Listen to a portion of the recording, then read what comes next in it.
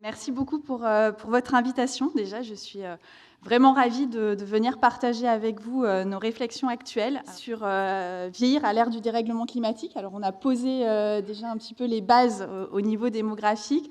Nous, on va plutôt s'orienter sur nos réflexions au niveau des territoires.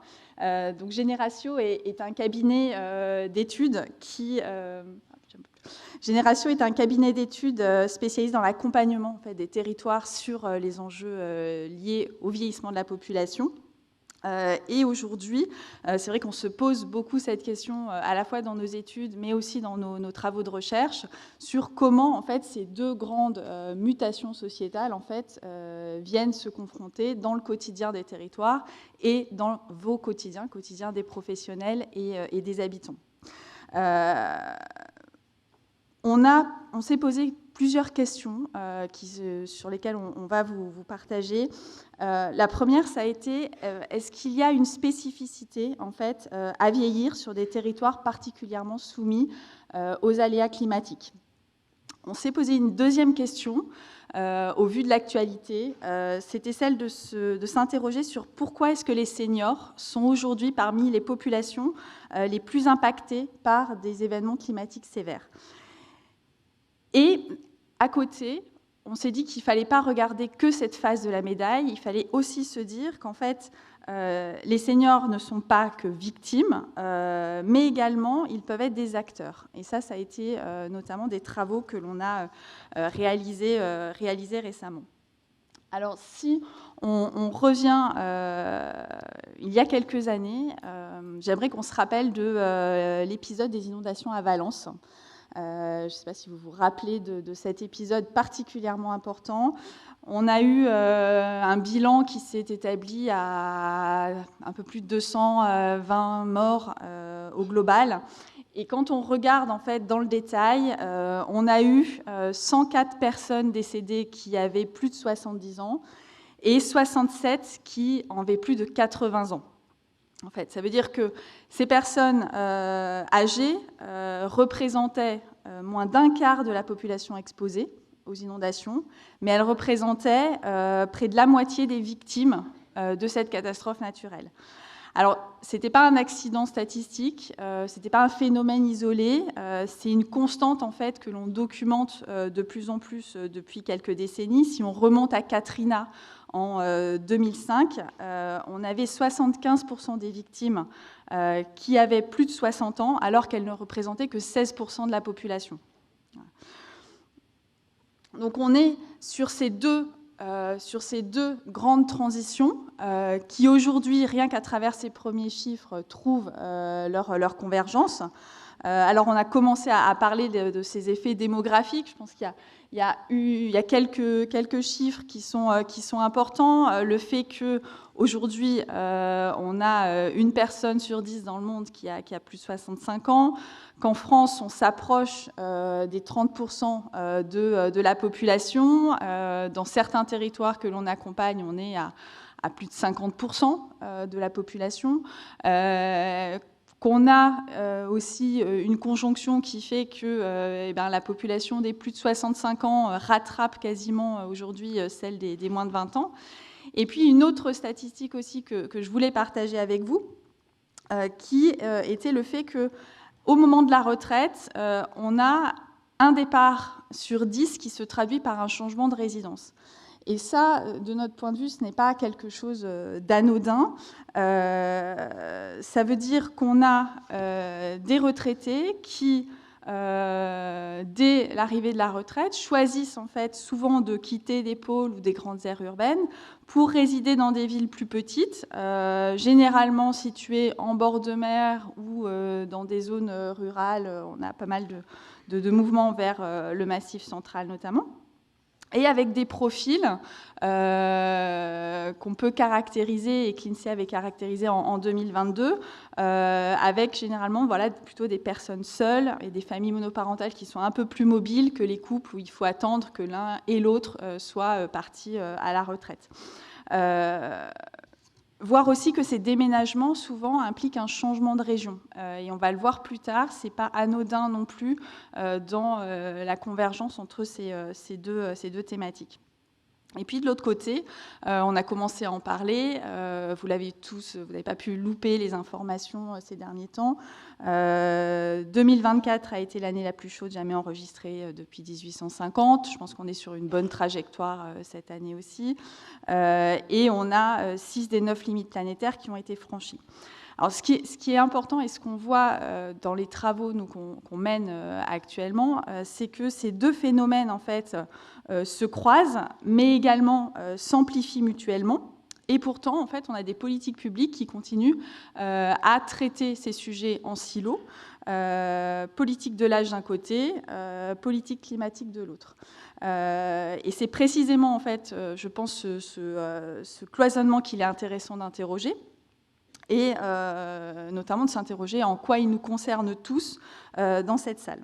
Donc ce que je vous propose dans cette présentation avant la pause et puis qui sera bien méritée après cette matinée, c'est d'abord de comprendre pourquoi en fait, les personnes âgées sont particulièrement vulnérables aux aléas climatiques. Je pense que c'est le premier élément à voir ensemble. Et comment cette vulnérabilité, en fait, aujourd'hui, elle est accentuée par une sorte d'invisibilité institutionnelle que l'on a, et qui fait que derrière, on a quand même à déconstruire également une image qui est celle de l'image des aînés comme simples victimes, parce qu'en fait, on voit qu'il y a des choses beaucoup plus riches qui émergent et qu'on a des personnes âgées qui sont aussi des acteurs, des militants et des porteurs de savoir. Et puis enfin, tout ça, ça a une conséquence sur notre quotidien, ça a une conséquence sur le secteur du médico-social et c'est important d'en parler ensemble. Alors, dans un premier temps, pourquoi a-t-on des seniors qui sont particulièrement exposés? Je pense qu'il faut commencer par le début. On a au niveau des personnes âgées un groupe qui est particulièrement à risque face aux événements climatiques extrêmes. La réponse, elle n'est pas vraiment simple, essentiellement parce qu'on a des facteurs qui se cumulent. On a, par exemple, des difficultés de mobilité qui peuvent rendre des évacuations plus complexes. On va avoir des maladies chroniques qui augmentent la sensibilité aux chaleurs ou aux pollutions. On va avoir un isolement social qui peut également réduire les capacités d'alerte et d'entraide. On peut aussi avoir un effet revenu, avec des revenus parfois contraints, qui limitent les capacités d'adaptation des logements et de l'environnement de vie. Alors on a l'Institut national de la santé publique du Québec, qui a travaillé sur ce sujet et qui l'a assez bien documenté, notamment en montrant en fait qu'à la fois, voilà ce qu'on vient de dire, l'âge, les maladies chroniques, le revenu, le niveau de mobilité, le réseau social et également la perception du risque sont des facteurs qui affectent en fait à la fois les sensibilités aux aléas et la capacité à s'y adapter. Là-dessus, on a d'autres effets qui viennent, c'est-à-dire que souvent on a des alertes qui circulent à travers les médias sociaux, par exemple, où les personnes âgées sont moins présentes. On va aussi avoir au niveau des territoires, par exemple, des plans communaux de sauvegarde qui n'intègrent que partiellement la dimension du vieillissement. Et je pense qu'on sera tous d'accord pour se dire que le registre des personnes isolées qui est réalisé en cas de canicule n'est pas suffisant en fait en cas de catastrophe naturelle. Et puis on a également la question de la perception du risque qui est une variable, c'est-à-dire qu'on a des études qui montrent qu'il y a une distorsion en fait dans la perception du risque des personnes âgées, c'est-à-dire qu'elles anticipent bien les impacts d'une catastrophe pour le territoire en général, mais par contre, quand il s'agit de leurs propres biens, par exemple de leur propre maison, etc., elles ont beaucoup plus d'optimisme. Voilà. Et donc beaucoup plus de mal, par exemple, à quitter leurs habitations, en se disant non, c'est pas très grave, ça va aller, etc. Ce sujet, on l'a travaillé plus spécifiquement sur les communes littorales en 2024, sur une étude qui s'intitule Vieillissement et territoires littoraux, 10 enjeux à l'ère du changement climatique. Alors ce travail, il est né en fait d'une expérience terrain, c'est-à-dire qu'au sein de Génératio, on accompagne beaucoup de territoires, on en a accompagné plus de 40 sur une démarche de l'OMS qui s'appelle Ville amie des aînés. Cette démarche, en fait, elle vise à adapter en fait, l'environnement de vie dans son global, en lien avec les mairies, les CCAS, les départements et les régions, pour faire en sorte qu'on ait un vieillissement dans de bonnes conditions. Dans le cadre de cette démarche, on a accompagné une petite dizaine maintenant de territoires littoraux. Et en fait, on a fait le constat qu'on avait un certain nombre de questionnements spécifiques à ces territoires qui ressortaient. Et un autre constat qui était que la littérature en sociologie, en fait, et en sciences sociales, traitait assez peu ces enjeux. Et donc, ça nous a conduit à formaliser ce travail. Alors, si on zoome aujourd'hui sur les communes littorales métropolitaines, donc c'est aujourd'hui 8 millions d'habitants en France, avec une densité qui est à peu près 2,5 fois supérieure à la moyenne française.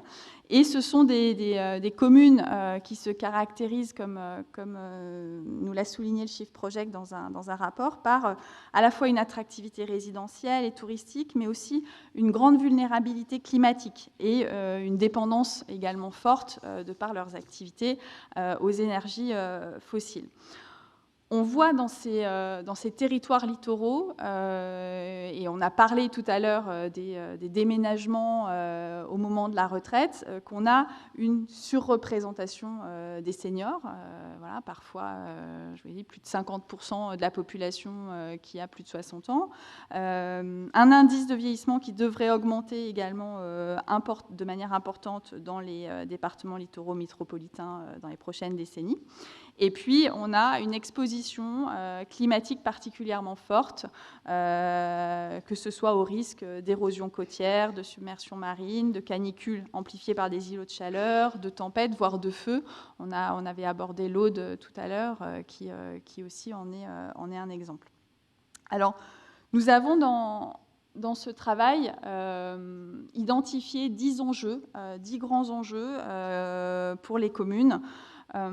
Pour partir du démarrage de ce travail, il faut quand même se dire qu'il y a sur les territoires littoraux des profils d'habitants très différents. Et comprendre les parcours de vie, comprendre la manière dont on vit sur un territoire, ça permet aussi derrière de mieux comprendre le lien entre changement climatique et puis vieillissement. On a, premièrement, sur ces territoires littoraux, des habitants historiques. Ces habitants historiques, ils sont là depuis qu'ils sont nés quasiment. Ils ont un capital social qui est très fort, mais parfois, ils ont des logements qui sont inadaptés, avec des étages, mal isolés, etc.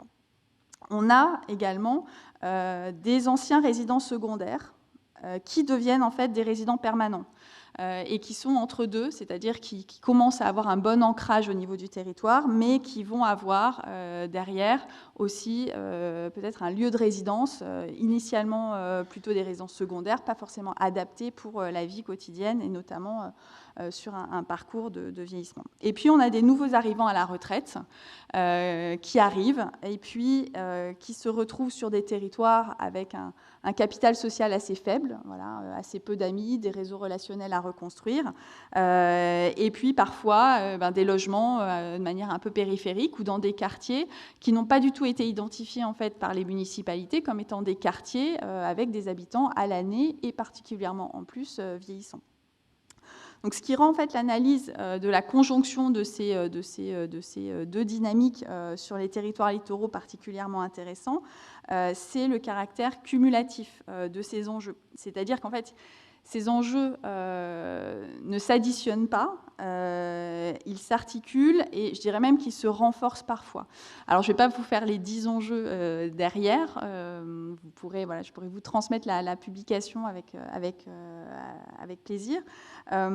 Pour vous brosser un petit peu rapidement un portrait, on pourrait dire que les territoires littoraux, donc avec ce profil, ces différents profils d'habitants, sont des territoires quand même, on peut se l'accorder, avec un marché immobilier tendu, lié à l'attractivité touristique, qui, quand les seniors se posent la question ou se disent ben voilà, où est-ce que je vais habiter, peut-être que mon habitat actuel n'est pas adapté, quelle solution je trouve à côté, vont pas forcément trouver un logement facilement, qui soit adapté à l'avancée en âge et qui soit mieux situé par rapport aux différents risques.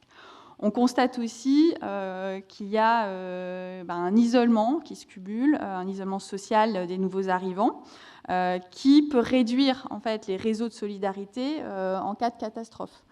Et on observe aussi au niveau des professionnels un effet de saisonnalité sur ces territoires, qui fait que parfois ça peut désorganiser les services à domicile, les services d'un CCAS, parce qu'il y a des périodes en fait de forte activité qui coïncident justement avec des périodes de plus grande exposition au rythme climatique.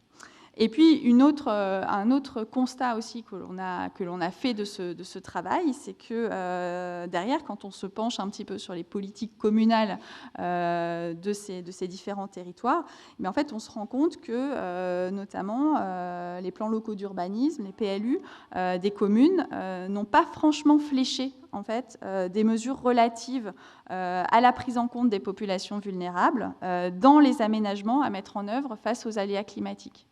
C'est-à-dire qu'on a vraiment, en fait, d'un côté, la réflexion sur une politique liée au vieillissement, et puis de l'autre côté, une réflexion sur l'aménagement du territoire, alors qu'on voit bien que les deux, et notamment l'incidence des parcours de vie, des trajectoires individuelles, ont aussi des enjeux à gérer. Ensuite, on est parti sur nos travaux nous ont amenés en Outre-mer, en Guadeloupe. Et là, en fait, on a pu voir de manière encore plus avancée, en fait, ce que le croisement vieillissement-climat pouvait produire. Donc, on a écrit un article en 2024 avec Anne-Bérénice Simzac, qui est sociologue et responsable de notre pôle recherche, sur gérontologie et société, qui s'est basé sur un travail que nous avons mené pour une fabrique prospective pour la NCT. Et ce travail, en fait, nous a amené donc en Guadeloupe à travailler sur les enjeux du vieillissement. Et pour vous brosser un petit peu donc le portrait de la Guadeloupe pour ceux qui ne la connaissent que de loin, c'est un territoire qui a quand même un vieillissement démographique accéléré. En 2030, la Guadeloupe et la Martinique compteront plus de personnes âgées que de jeunes. Aujourd'hui, on est à 112 000 personnes de 75 ans et plus contre 50 000 actuellement. Et puis, on a une exposition climatique extrême, au risque climatique extrême, notamment aux cyclones, aux inondations, à la sécheresse, à la montée des eaux, et une fragilité socio-économique de la population qui est importante, avec un taux de pauvreté qui est 2 à 4 fois plus élevé qu'ici. À cela s'ajoute un autre aspect dont on a parlé aussi un petit peu tout à l'heure, qui est la question de l'eau. C'est-à-dire qu'en Guadeloupe, on a 61% de l'eau produite qui se perd dans les canalisations. On a des coupures d'eau régulières de 12, parfois 24 heures, qui du coup impactent de manière directe en fait, le quotidien d'une population âgée, qui va dépendre en fait, de l'accès à l'eau pour ses soins, sa médication, son maintien à domicile. Et donc, typiquement, là, on a de manière un peu plus poussée aussi un exemple de la façon dont les vulnérabilités climatiques et les vulnérabilités liées au vieillissement se rejoignent dans des réalités très concrètes. je pense que la leçon que l'on a, en tout cas la conclusion qu'on a tirée de ce travail, c'est qu'en fait, on a vraiment deux postures qui sont possibles pour les collectivités aujourd'hui. C'est gérer en silo ces deux enjeux au risque d'être submergés, ou alors mutualiser les solutions en faisant de la transition climatique un levier pour le vieillissement et vice-versa.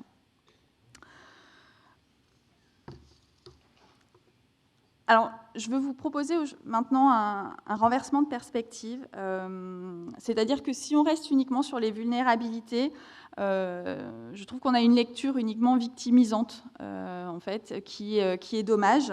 Et en fait, les personnes âgées ne sont pas uniquement des personnes à protéger. Je pense qu'elles sont aussi actrices, militantes, porteuses de savoir, d'expérience, et qu'il est important de déconstruire un des clichés qui est assez répandu par rapport à la question des aînés et du climat. C'est notamment le clivage générationnel. C'est-à-dire qu'on a, c'est vrai, aujourd'hui, un discours médiatique qui va nous porter sur le fait qu'on a des aînés qui sont plutôt en retrait de cette question climatique. Mais en fait, ce que montre la recherche est beaucoup plus nuancé.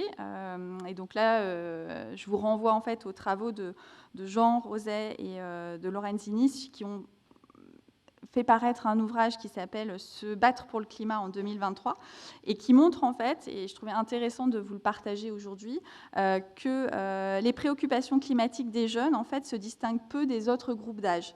C'est-à-dire qu'on a en fait des personnes âgées qui partagent largement les inquiétudes des jeunes générations face au dérèglement climatique, et également que la controverse que l'on peut aussi avoir de se dire que la responsabilité, il y a une responsabilité plus grande en fait des aînés sur les émissions des gaz à effet de serre, mérite aussi d'être nuancée, parce qu'en fait ce sont plus les inégalités économiques et non d'âge qui expliquent l'essentiel des inégalités d'empreinte carbone.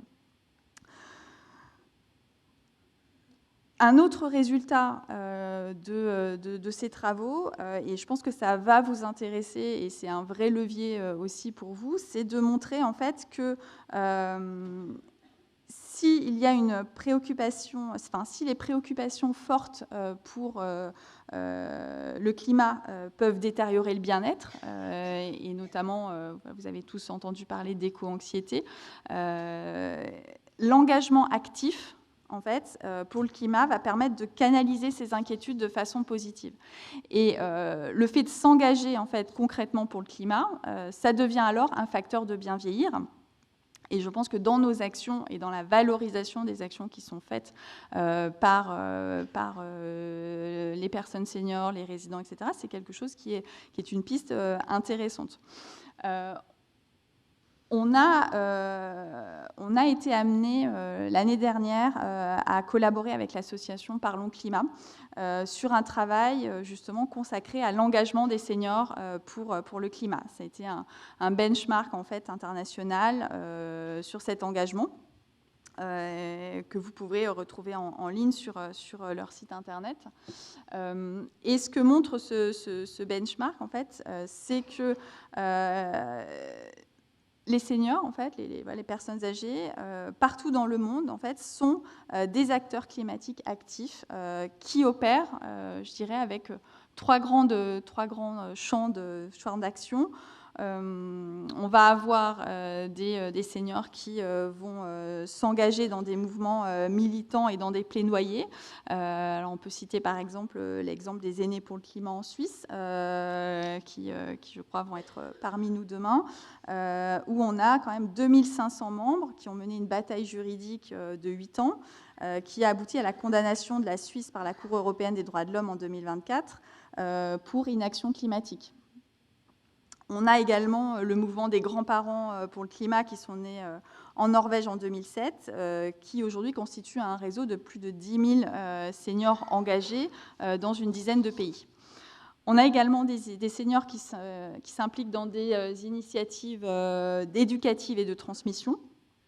Alors, on peut citer un programme aux États-Unis qui s'appelle le programme RISE, qui a été développé par l'Université de Cornell et qui forme en fait des bénévoles seniors aux enjeux environnementaux pour qu'ils développent ensuite des projets communautaires concrets. Alors, si je vous en parle, c'est parce qu'en fait, ce programme est en cours d'adaptation francophone au Québec et en France. Donc, ce sont vraiment en fait, des initiatives qui aussi vont ruisseler dans d'autres pays et vont derrière pouvoir concrètement porter leurs fruits. Et puis ensuite, on a une action opérationnelle directe qui peut être en lien avec le terrain. Alors, vous retrouverez l'ensemble du benchmark sur Internet.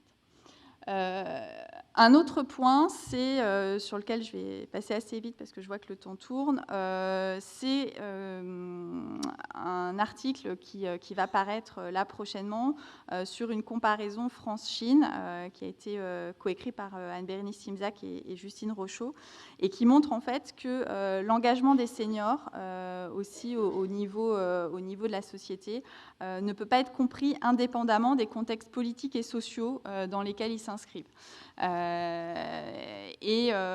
Ces contextes politiques en fait, et sociaux vont façonner la manière dont les seniors s'engagent.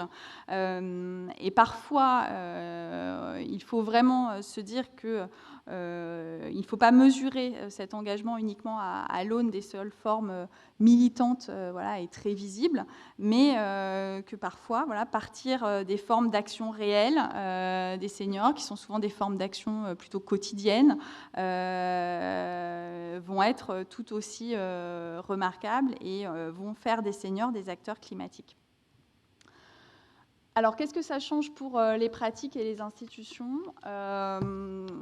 Donc, très rapidement, je vous l'ai dit, on a donc des personnes âgées qui sont parmi les acteurs les plus vulnérables au niveau de la population, que l'on a des seniors qui sont aussi acteurs, et également qu'on a un enjeu qui est le défi en fait, de ne pas choisir entre vieillissement et climat. C'est-à-dire qu'il faut vraiment qu'on apprenne à conjuguer les deux ensemble, ce qui suppose casser les silos et construire des partenariats d'action entre le secteur de l'âge et puis le secteur du climat. Parce que, comme on l'a vu tout à l'heure, par exemple, une collectivité qui n'anticipe pas qui anticipe les risques climatiques, sans cartographier où habitent les habitants âgés les plus isolés, va avoir des difficultés derrière en cas de catastrophe dans la gestion justement de sa population. Ce que je voulais vous partager aussi, peut-être en conclusion, c'est que dans cet enjeu, en fait, le secteur du médico-social a quand même une place particulière. Vous avez certainement entendu parler du rapport du Shift Project de 2024 qui rappelle que le secteur médico-social est quand même un émetteur significatif de gaz à effet de serre, qu'il a donc une responsabilité propre dans la transition, mais qu'au-delà de sa propre empreinte, je pense ce qu'il faut vraiment souligner, c'est que ce secteur occupe une position stratégique à l'interface entre la vulnérabilité des personnes accompagnées et les réponses territoriales qui peuvent être données, et que la question, c'est plus est-ce que c'est notre sujet aujourd'hui, mais c'est plutôt quelle est notre marge de manœuvre et par où commencer. Et pour terminer, j'aimerais vous partager peut-être 3 pistes, et je pense que vous en aurez d'autres à nous partager. La première, ça peut être aujourd'hui de prendre ces risques climatiques et de les intégrer en fait dans les protocoles de gestion de crise, les plans de continuité d'activité, faire en sorte que le fait que les canicules, c'est déjà le cas, mais aussi les inondations, les coupures d'eau, soient des scénarios qui doivent être anticipés en fait, au même titre que les autres risques. Sur un deuxième point qu'il est important aujourd'hui de sensibiliser et d'outiller les professionnels qui accompagnent les personnes âgées pour qu'ils repèrent les situations de vulnérabilité climatique. Un logement mal isolé, un isolement social accentué en période de chaleur, un lieu de résidence qui fragilise en fait les personnes.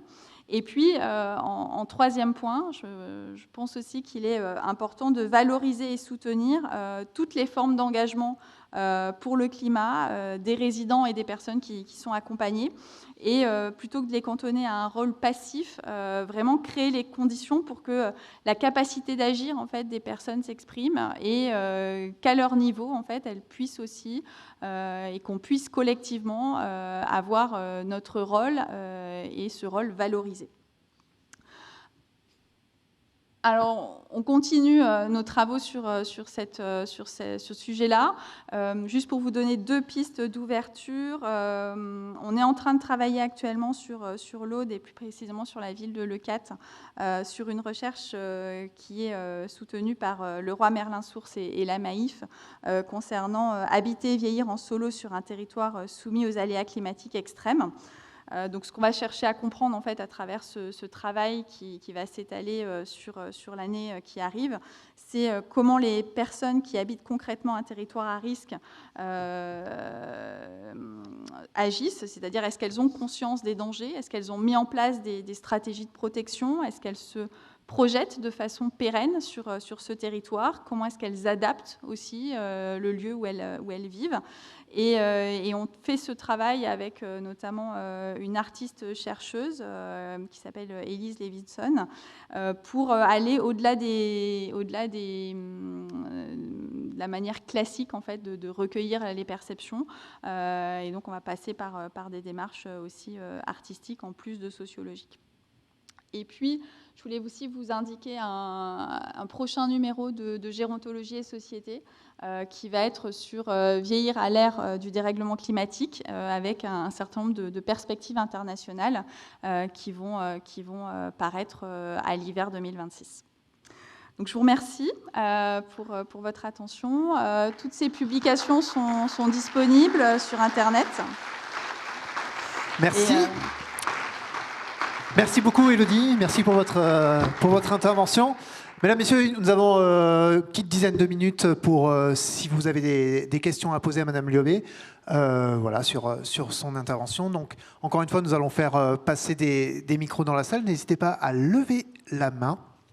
Est-ce que le modèle des villes et de la densité de la population n'ont pas un impact quand aujourd'hui il y a des risques liés au dérèglement climatique? Est-ce qu'il y a des études en ce sens-là?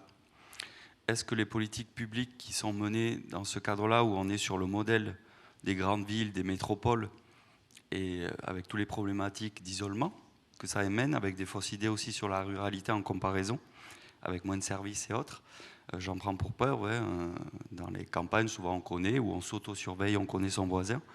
Je crois qu'au moment de la canicule, en 2003, les décès sont concentrés dans les villes. Est-ce que tout ça aussi, il y a des réflexions ou des études qui ont été portées en montrant des différences entre la gestion de ces événements dans le monde rural ou dans le monde urbain? Et est-ce qu'il y a des politiques aujourd'hui qui s'engagent à réfléchir peut-être à ça, puisque mon avis, c'est que la densité de population dans les villes amène aussi tout un tas de problématiques et que le partage sur le territoire des espaces permettrait peut-être à un moment donné de limiter quelques impacts aussi. Mais voilà. C'est mon idée, mais voilà mes questions aussi pour savoir s'il y a des réflexions et des études en ce sens. Alors, je n'ai pas toutes les réponses à votre question.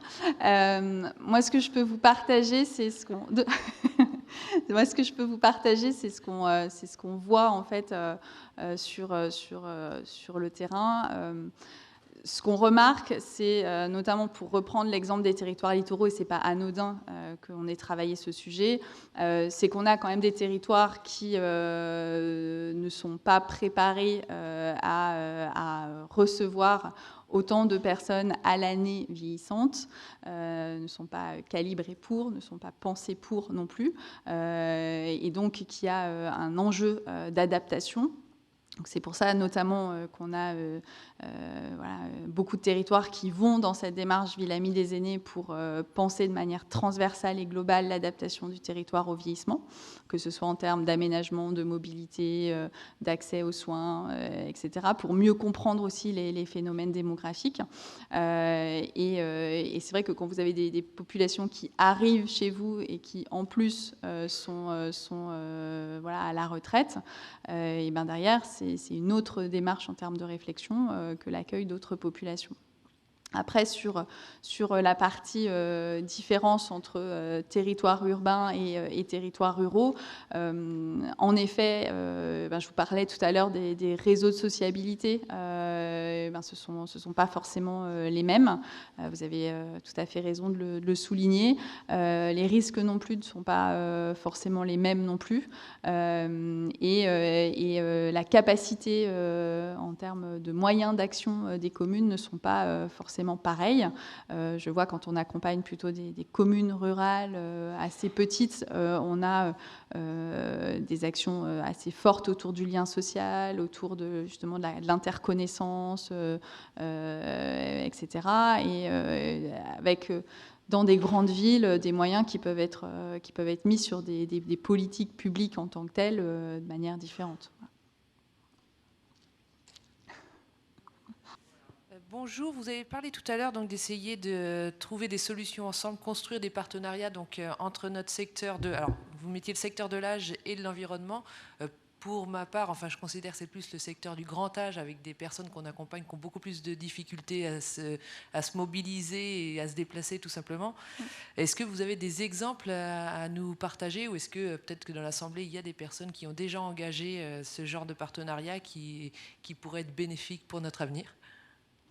Alors avant de vous laisser la parole sur les initiatives, nous de notre côté, pareil, je vais vous parler de quelque chose de très concret sur lequel on avait travaillé. C'est sur le cas d'un EHPAD en fait qui avait mis en place une démarche de réflexion sur comment en fait intégrer la question notamment la question de l'environnement dans son modèle économique. Donc il avait vous allez pouvoir trouver un article dessus sous le terme de l'EHPAD économique, avec comme réflexion de se dire comment sur tous les postes en fait, au niveau de l'établissement, on peut avoir conjugué en fait, une démarche écologique et une démarche économique, que ce soit au niveau de la nourriture, que ce soit au niveau, par exemple, de la gestion des protections, que ce soit au niveau de la manière dont